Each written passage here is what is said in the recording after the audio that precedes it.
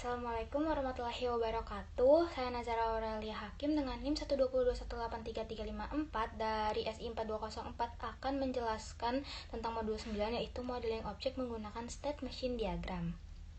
Yang pertama itu kita akan membaca tentang objektifnya. Pada modul ini Anda diharapkan dapat memahami model object state, dan elemen-elemen yang terdapat pada UML state machine diagram. Nah, ini peta prosesnya.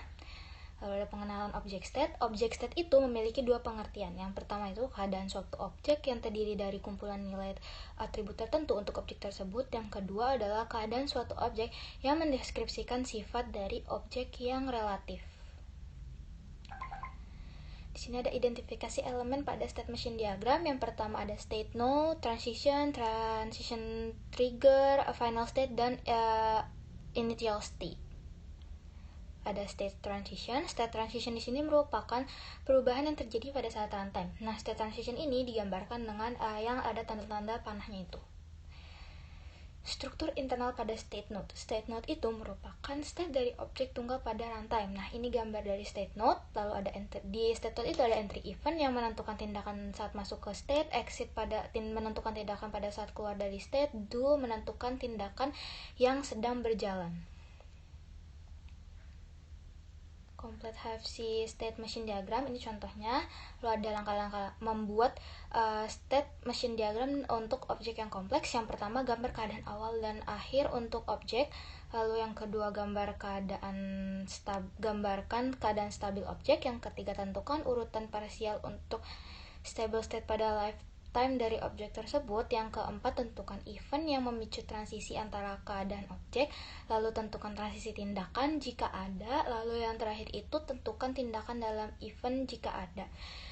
Yang pertama itu kan menggambarkan keadaan awal dan akhir untuk objek. Nah, itu ada titik-titik itu. Terus gambar keadaan stabil objek itu nanti objek-objek yang pasti ada itu digambarkan. Nah, yang ketiga itu tentukan urutan parsial. Urutan parsial itu berarti yang tanda-tanda panahnya itu kita harus menentukan urutan parsial untuk stable state-nya yang ada di diagram yang akan kita buat.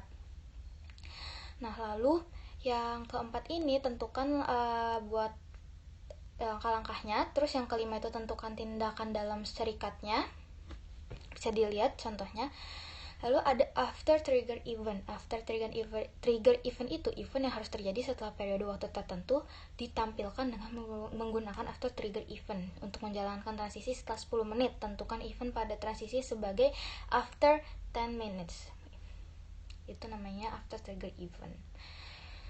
Lalu di sini ada self transition, merupakan state transition dengan status yang sama untuk sumber dan tujuan dari transisi tersebut. Nah, ini juga ada gambar dari penjelasan self transitionnya.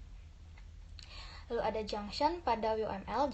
Junction ini dapat digunakan untuk menyederhanakan diagram dengan memecah transisi menjadi beberapa bagian. Dengan demikian dapat mengurangi duplikasi trigger event, guards, dan action.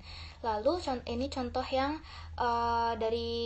menampilkan urutan state transition of order of event, evolution of guards, dan action. Lalu habis ini kita juga ada contoh buat junctionnya, bisa dilihat kayak gitu. Terus ada choice. Pada UML, choice itu dapat digunakan untuk menyederhanakan diagram dengan memecah transisi ke beberapa fragmen sehingga dapat mengurangi duplikasi trigger events, guard, dan action.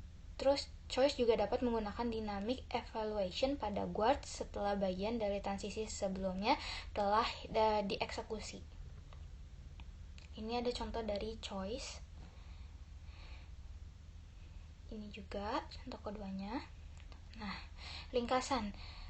Sebuah objek dapat memiliki sifat yang unik pastinya. Terus yang kedua, state machine diagram menyediakan mekanisme untuk memodelkan keadaan dan transisi dari suatu objek. Nah, sekian presentasi dari saya. Apabila ada kesalahan kata, mohon maafkan. Terima kasih. Wassalamualaikum warahmatullahi wabarakatuh.